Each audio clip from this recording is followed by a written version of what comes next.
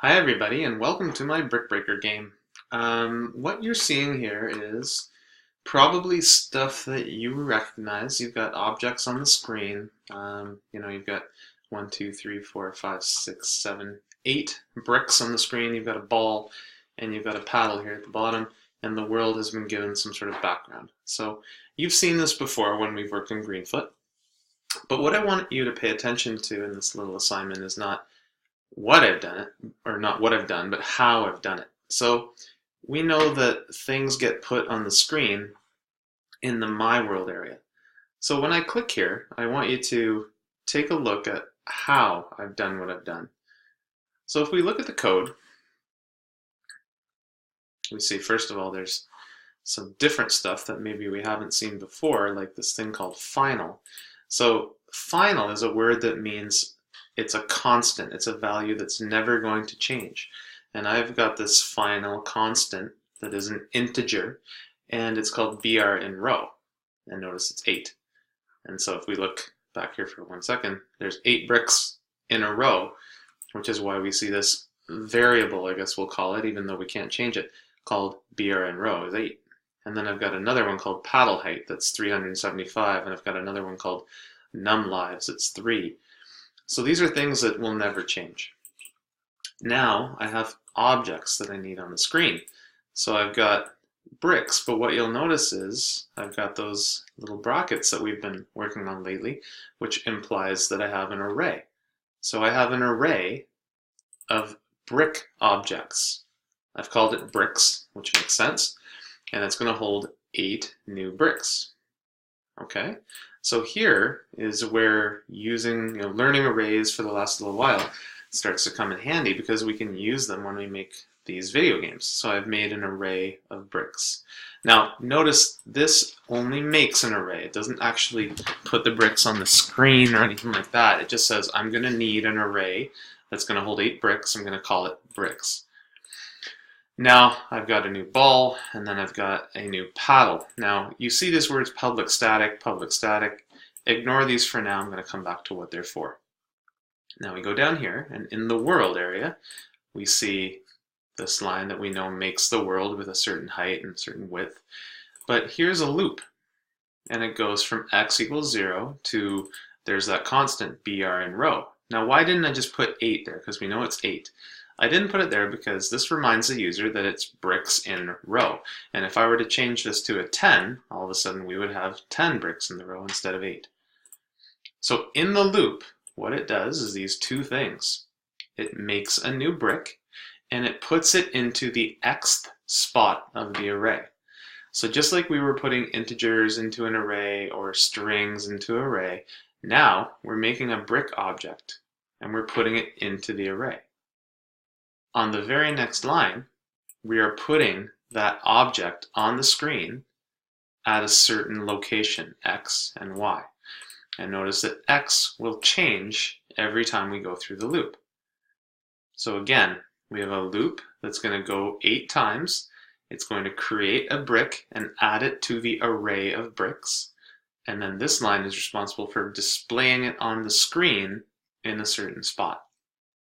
And lastly, just like we did before, we add the ball and the paddle. The ball appears at 200, 200, whereas the paddle appears at the middle of the screen, which is why we take the screen width and divide it by 2. And paddle height, so that the x coordinate is right here, and paddle height is 375. And I could change that if I wanted to define the height of the paddle. So this is how the world gets set up. But what's notable here is that we have an array of bricks. We're not just putting things, the ball is put on the screen independently. It's just like we have done before, and same with the paddle. We just put it on the screen. But with the bricks, we have an array, and we're putting each brick from the array onto the screen. And the reason we do that is because we want this to happen. I run the game, and notice that the bricks are getting hit. Now imagine if I said you had to code every single brick, and we only have 1 row, but later we're going to have like 5 rows, so that'd be like 40 bricks. Imagine having to code 40 bricks to be hit by the ball to do the same thing. That would not be very efficient. So that's where arrays and loops come in video games. So now we're going to look here in the ball class. And the ball class has pretty much what you'd expect. You have the ability to move left or right. So when we act, the ball starts moving. We've done this before, where every single time we act, the location changes. We get the current x coordinate of the ball and we add to it. We get the current y position of the ball, we add to it. And this is just code that says if you hit a side wall, then let's bounce. And if we hit the top wall, then let's bounce. And here I have some code that says, well, if we hit the bottom wall, that means the paddle missed the ball. And so we're going to start again and lose a life. And then here we say, did we intersect with the paddle? And if we did hit the paddle, then we change our y direction. And this is all interesting. There's lots of stuff in here, but we've done things like this before, so I'm not going to focus on it. What I want to focus on is down here. And this is a relatively big concept, but it extends what we've already done. What we're doing here is, and you can, this is how fast computers are. We're doing this every time we act. So this is happening like every, 0.1 seconds or even faster. We are going through all of the bricks in the array. So notice that right now I'm in the ball class. And so I say, hey, I know that in the My World class, there's a bricks array. I want to know the length of that array. So I say, okay, we're going to go from 0 to 8, increasing by 1 every time. And this is where it gets a little tricky, but we're going to go through it slowly. What it says, we're going to focus on this one first. It says, if we intersect with a brick, so remember, we're in the ball class. If the ball intersects with one of the bricks, the xth brick, then we are going to remove that brick from the screen. That's what this does. We are going to replace the xth spot in the brick array with the word null, which means the brick is gone. The brick has been eliminated because we have to replace it with something. We can't just leave it empty. And so, well, actually, sorry, this is kind of the same thing as leaving it empty. We're saying, hey, this brick is gone. And then we switch the direction of the ball. So the only thing left is right here. What's this all about?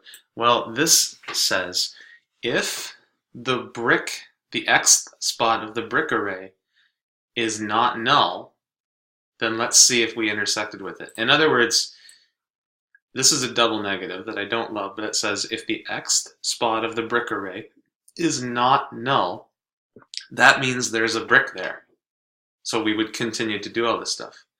But if it is null, that means that we've already hit that brick and we don't need to go and check again. In fact, if we do try to check again, we'll get an error because we can't. The brick is gone. Okay? So again, we are doing this for every brick in the array. We go through the xth brick. So we start with the 0th brick in the array and we say, hey, did we hit it? No? Okay, are we intersecting with it right now? Are we hitting it now? Oh, we are? Okay, well, let's remove it from the screen. Let's replace the 0 spot, in this case, of the brick array with null, meaning let's empty it, and let's switch direction of the ball to make the ball bounce. And then the next time we go through that loop and we say, did we hit the 0th brick? It'll say, oh, that's null. You hit that already, so it won't do this. And so what we could add to this is we could continue to track how many bricks we've hit. I don't have a brick counter in here yet, but I could say, num bricks equals num bricks plus 1. And once I hit all the bricks, I could go to the next world. So this is essentially the reason that we've been studying arrays and loops, because in order to make video games that have lots of characters, like a Space Invaders game, like a BrickBreaker game, you don't want to have a whole bunch of bricks that you have to code independently. That would be a lot of work. But putting them all into an array, you can have one loop that checks every single brick to see if it's been hit. And now if I want to add more bricks, I could do so, and it wouldn't be a big deal. Okay? I think, there is a little bit more to the code. The brick is simply, this is a bit of code that will scale the brick. So I wanted my bricks to be a certain length and width. and that's what this is doing in here, but the bricks don't actually do anything. They're just sitting there waiting to be hit. And the paddle moves left and right, which is I've done again with a move val, which I've made a constant. So my move val is 5, which is how fast essentially the paddle is going to change. And then I've scaled the paddle also to be a certain width and height.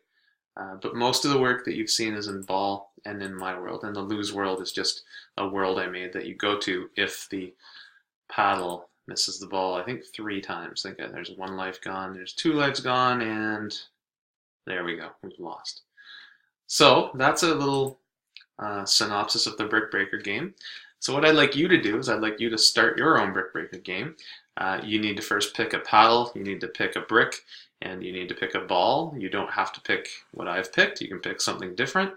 And we're going to learn how to make loops and arrays apply to our video games. All right, go get them.